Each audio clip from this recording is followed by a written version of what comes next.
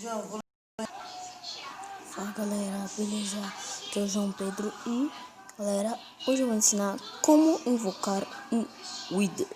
Gente, eu vou estar botando 2 Wither pra estar batalhando. E ó, gente, vocês têm que pegar areia de alma, como vocês podem ver, e colocar em forma de cruz.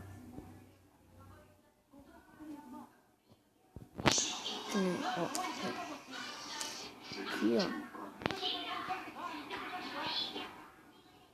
Eu vou estar invocando 2 Withers. Vocês vão precisar de cabeça de Wither. Uma aqui.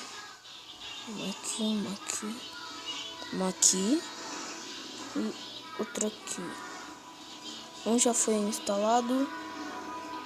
E o outro. Então, galera. É assim que se invoca 2 Withers. Ó, vocês podem ver.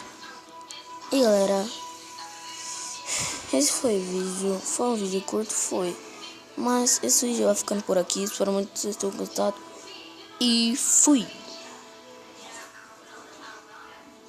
Desculpa, galera. Ó, vocês podem ver a demolição. E tchau.